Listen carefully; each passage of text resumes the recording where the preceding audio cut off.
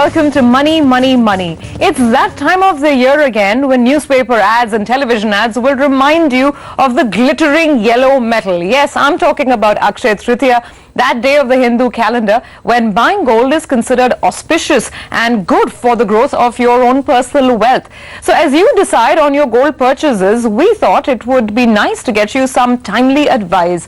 Tradition aside, is this a good time to be buying gold? How much of it should you have in your portfolio? And what are the best ways to buy the yellow metal? Joining me on the show today to answer all of those questions is CA Roongta, who's also a SEBI-registered independent financial advisor. Thanks, Mr. Roongta, for joining us on the show today. It's great to have you here, and we wish you season's greetings. And I don't know if you're thinking of buying gold or not this Akshaya Tritiya. Why don't you tell me, is this the good time to buy gold?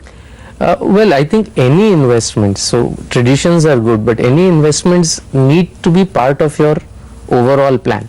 I mean, if it's a token investment that you do which does not affect your investment holdings, it's another matter. But if it's going to be a substantial sum, then it needs to be part of your overall plan. And I think gold has to be a certain, you do need to have gold, you know, especially in an Indian investment portfolio. But I would say, depending on your outlook, 5% to 10% maximum of your investment can be in gold. If it is, as far as my advice is concerned, I would tend towards the lower end of the portfolio rather than the upper end. Okay. So, Mr. Roongta, just to, contrast this, obviously gold has been a rank outperformer. I mean, we're talking about almost double-digit gains from last Akshaya Tritiya, which fell in April, to this year's festival, which is on the 9th of May. Equities have actually underperformed. The benchmark index is down 6 to 7% in the same period. Do you see this kind of outperformance continuing, or was that a sort of a one-off issue because of the, the import duty, etc., and a lot of the other norms, that have been changing around? So I think in the past we have clearly seen that gold keeps pace with inflation.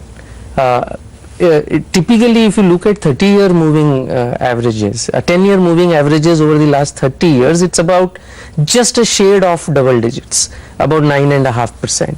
I think clearly inflation has been around 7.5%, 8%. So it beats inflation with a margin. If you take the tax out of it, just about beats inflation. So I think given if we continue to have lower inflation going forward, if we continue to have that, we may see slightly muted appreciation in gold. Over long term, I think an post-tax appreciation equivalent to inflation is what you should expect from gold.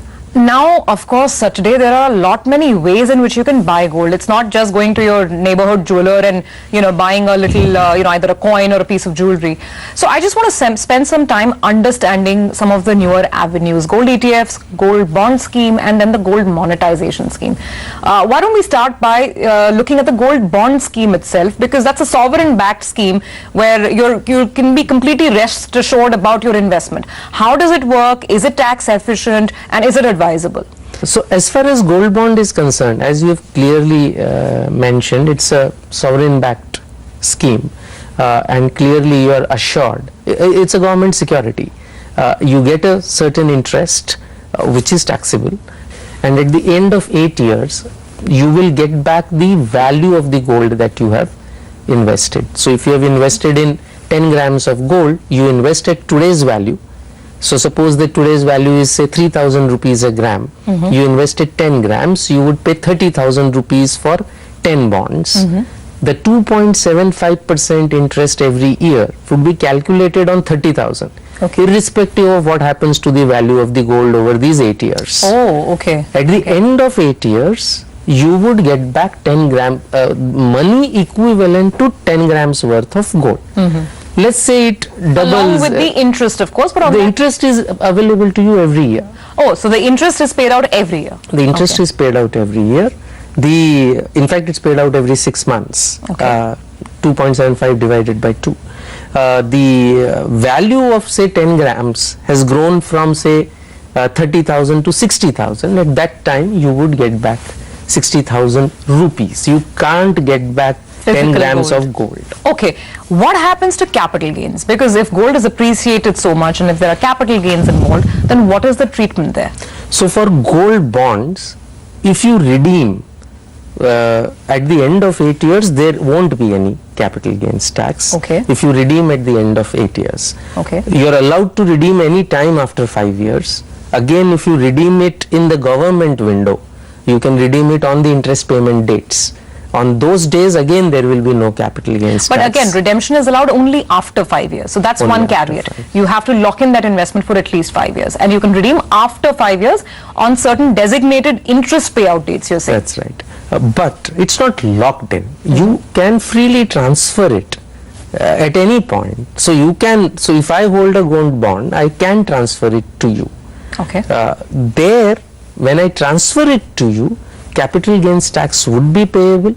If I have held it for more than 3 years, I would get indexation benefit. Okay. But I would have to pay long-term capital gains tax if I have held it for more than 3 years. If I have held it for less than 3 years, I would pay tax on it like any other regular asset. All right, so that's all about the gold bond scheme. What about gold ETFs? They're a slightly older product. They've been around in the market. Do you see the gold bond scheme sort of cannibalizing that market at all? What are the pros and cons of being in a gold ETF vis-a-vis, subscribing to gold bonds? So if you look on paper, after gold bonds have come, gold ETFs make no sense. Right, because in gold bonds you actually get interest on whatever you invest In addition the to gold. your investment in gold, yeah. Right. When you invest in gold ETF, there is a charge that you pay to the fund house, typically around 1% per annum. So on one side, there is a depreciation in the value about 1% per annum. On the gold bond, on the other hand, you're getting 2.75% per annum appreciation, or you're getting interest. I would not say appreciation. So on paper, ETFs don't make any sense. However, there are two big issues with gold bond. One, it's not available on tap.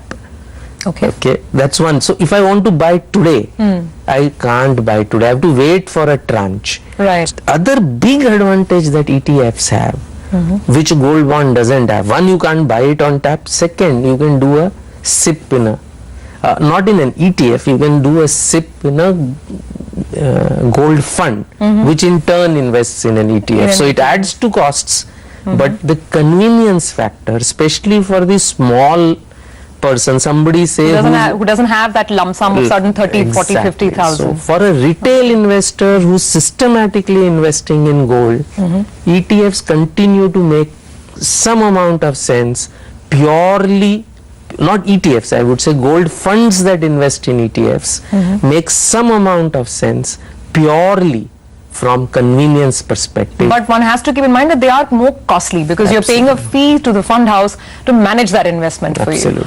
Okay, so we will take a quick break on that note, but when we come back, we'll be talking about the government's gold monetization scheme. How does that work? Would it make sense for you as a retail investor? Find out after the break.